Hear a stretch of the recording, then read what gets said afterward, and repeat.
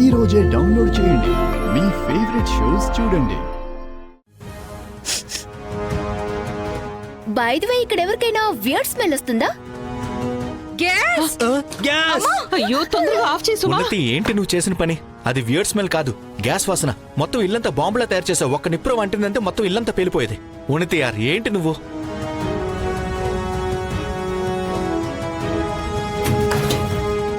అక్క, నెల రోజులు రావాల్సిన సిలిండర్ ఒక్క రోజులో అయిపోయింది. దానికి తోడు పాలు కూడా మాడిపోయాయి. అది చాలదని మనందరి ప్రాణాల మీదకు తెచ్చిపెట్టింది. ఉన్నతి, అసలు నువ్వు చేసిన పనేంటి? నేను జస్ట్ డ్రూ కోసం స్వీట్ చేయాలనుకున్నాను అంతే. అండ్ బై ది వే, మీ ఇంట్లో ఆటోమేటిక్ గ్యాస్ ఎందుకు లేదు? అది లీకేజ్ అవ్వగానే దానంతటదే క్లోజ్ అయిపోతుంది. తప్ప నీది కాదు, నా పేదరికంది. నేను అలా ఎప్పుడన్నాను? నేను మీ అందరినీ సర్ప్రైజ్ చేయాలనుకున్నాను అంతే. కానీ నువ్వందరికి షాక్ ఇచ్చేసావు. స్మిత, ఏంటి? అమ్మా ఉన్నతి, నువ్వేం దిగులు పడకమ్మా. అయినా మంచి విషయమే కదా, ఎవరికీ ఏమీ కాలేదు. చూడు, అంతా బానే ఉంది. నువ్వు వెళ్ళి రెస్ట్ తీసుకో. ఇక్కడ అన్ని మేము శుభ్రం చేసి పెడతాం. వెళ్ళు. అలాగే. అయినా నాకు కూడా బాగా తలనొప్పిగా ఉంది అత్తయ్య. చిన్నత్తయ్య, నా కోసం ఒక బ్లాక్ కాఫీ పంపించరా ప్లీజ్. నిన్నసలు అరే ఒక్క నిమిషం, నేను చేసిస్తాను బ్లాక్ కాఫీ.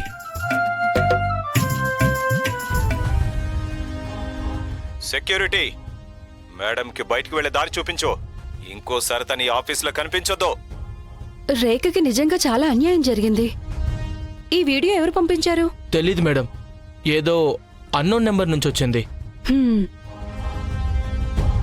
ఇక నేనే ఏదో ఒకటి చేసి తీరాలి. రేఖ చాలా టాలెంటెడ్, కానీ దానితో పాటు ఆత్మాభిమానం కూడా చాలా ఎక్కువ. వేరే వాళ్ళ సిఫార్సుతో వచ్చే జాబ్ తను చెయ్యదు.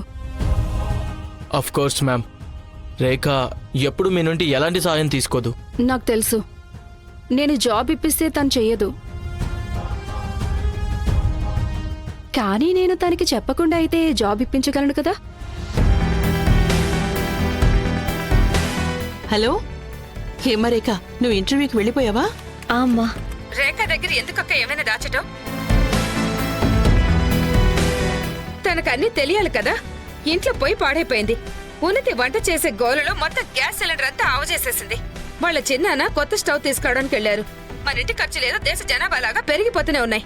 సుమా, ఏం చేస్తున్నావు? ఏమైంది పిన్ని? రేఖ, నీకు తెలుసా, కొంచెం కూడా గ్యాస్ మిగలేదు. మేం పొద్దుటి నుంచి టీ కూడా తాగలేదు.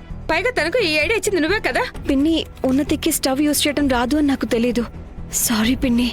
రేఖ చెప్పేది నిజమే కదా. ఇక్కడ స్టవ్ పాడైపోతే అందులో రేఖ తప్పే ఉంది. మీరు నాకు ఏదైనా సూటిగా అర్థమయ్యేలా చెప్పొచ్చు కదా. మీ పొడుపు కథలు నాకు అర్థం కావట్లేదు. రేఖ నీకు ఉన్న అతి పెద్ద సమస్య. అత్తయ్య, అంటే రేఖ వదిన కరెక్ట్, నేను తప్పు అనుకుంటున్నారా? మీరెప్పుడు మీ కూతురు సైడే మాట్లాడతారు కదా. లేదు ఉన్నతి, అలాంటిదేం లేదమ్మా. చూడు, తప్పు నీది కాదు, అలాగే రేఖది కాదు. ఇద్దరూ మంచి చేయాలనుకున్నారు కదా. ఇక వదిలేయండి అత్తయ్య, నేనేం చిన్న పిల్లని కాదు. అండ్ నాకు అందరి గేమ్స్ అర్థమవుతున్నాయి. అమ్మ ఉన్నతి,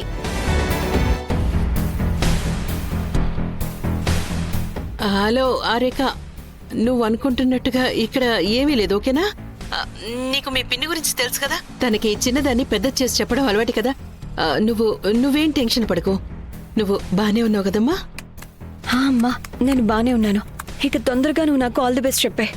ఆ దుర్గమ్మ తల్లి ఎప్పుడు నీకు అంతా మంచి చేస్తుంది. నీకు ఎదురుపడే మనుషులు మంచివాళ్ళైతే చాలు. రేఖా సూర్యవంశీ. అమ్మా, నన్ను పిలుస్తున్నారు, నేను ఉంటాను. సరేనమ్మా, all the best. Wow mister Rekha Suryavanshi, me biodata అయితే చాలా అద్భుతంగా ఉంది. Thank you sir. కానీ మా ఛానల్ ఒక లైఫ్ స్టైల్ ఛానల్. ఇందులో షాపింగ్, ట్రావెల్, కుకింగ్ గురించి ఎక్కువ వార్తలు ఉంటాయి. బ్రేకింగ్ న్యూస్లు చాలా తక్కువగా దొరుకుతాయి. ఏం పర్వాలేదు సార్. మరైతే రేపటి నుంచి ఎక్స్క్యూజ్ మీ సార్.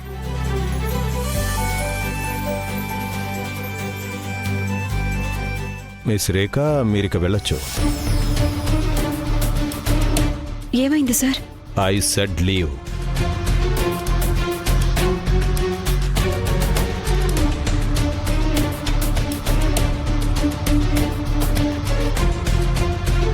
మీరు మీ బాస్ చేసిన పనికి క్రెడిట్ తీసుకోవడానికి ప్రయత్నించారు అని మిమ్మల్ని అడ్డుకున్నప్పుడు మీరు ఆఫీస్లో గొడవ చేశారు.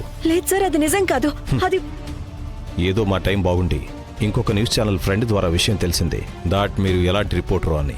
కానీ సార్ నేను నిజం చెప్తున్నాను, అది నిజం కాదు. ఇక మీరు మిస్టర్ అరవింద్ లాంటి సీనియర్ పాత్రికేయుడితోనే ఇలా చేయగలిగారు అంటే మీ కలల్ని నెరవేర్చుకోవడానికి మా ఛానల్ మీకు చాలా చిన్నదైపోతుంది.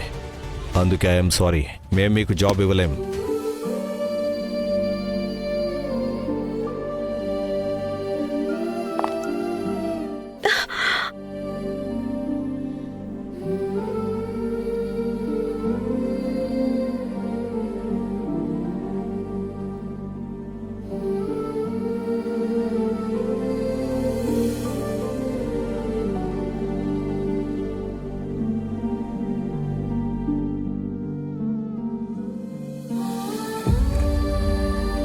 ఎక్కడికి వెళ్ళాలి మేడం? అది మన ఇంటి ఖర్చులేదో దేశ జనాభా లాగా పెరిగిపోతూ ఉన్నాయి. ఆటో వద్దులే అన్నా.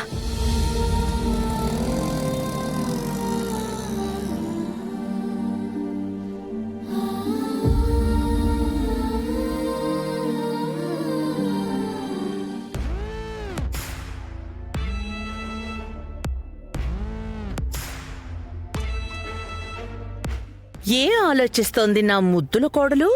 ఏం లేదు అత్తయ్య గారు. అయితే కాల్ సరిగ్గా నొక్కో. అలాగే. ఏమైంది? వీరేంద్ర దేని గురించైనా కోపడ్డా ఏంటి? లేదు అత్తయ్య గారు, ఆయన నాతో చాలా ప్రేమగా మాట్లాడతారు. మరి నీ మొహం ఎందుకలా మాడిపోయింది? అది ఎందుకంటే అత్తయ్య గారు, ఎందుకంటే బిక్కో సిస్టర్ బెస్ట్ ఫ్రెండ్ కి ఇంకా జాబ్ రాలేదు కదా, అందుకే ఆమె మొహం మాడిపోయింది. లేదు అత్తయ్య గారు, అలాంటిదేమీ లేదు. బెస్ట్ ఫ్రెండ్ లాంటిదేమీ లేదు. కానీ కొంచెం బాధగా ఉంటుందంతే. రేఖ ప్రతి పని చాలా శ్రద్ధగా చేస్తుంది, అది ఇంట్లో పనైనా ఏదైనా. కానీ తనకి దక్కాల్సినవి దక్కడం లేదు. మరి తను ఈ ఇంటికి కూడా తగంది కదా, అయినా తను ఇక్కడ ఉందిగా. అదే కదా. కానీ అత్తయ్య గారు, రోడ్డు మీద మట్టి మహల్లోకొచ్చి రాజ్యం వెళ్తోంది. ఇంకా ఏం కావాలి? సరే వదిలో, నా కాళ్ళు వదిలే. నోరు మాత్రం గట్టి గట్టిగా లేస్తుంది, కానీ చేతులు మాత్రం ఆడవు. అరే అత్తయ్య, డెలిగేట్స్తో నాకు మీటింగ్ ఉంది, నేను అది ఇంట్లో పెట్టుకోవాలనుకుంటున్నాను. ఎందుకు? అత్తయ్య వాళ్ళు ఇంటి దగ్గరే ఉన్నారు అండ్ వాళ్ళతో మీటింగ్ ఫినిష్ చేసుకొని నేను వెంటనే సైట్కి వెళ్ళిపోతాను. కానీ సైట్ ఏమో ఆఫీస్కి చాలా దూరం అయిపోతుంది, అందుకే మీరు ఇంట్లోనే టీ అండ్ స్నాక్స్ లాంటివి అరేంజ్ చేసేయండి ప్లీజ్. అయ్యో నాన్న, కానీ అయిపోతుందిలే నాన్న, అన్నీ అయిపోతాయి. నువ్వు క్లయింట్స్ ని ఇంటికి తీసుకురా, మనం వాళ్ళకి చాలా మంచి భోజనం పెట్టేద్దాం. థ్యాంక్ యూ అత్తయ్య. అయ్యో దుర్గమ్మ తల్లి, ఇప్పుడు ఇదేం కష్టం వచ్చి పడింది మా ఇంటికి.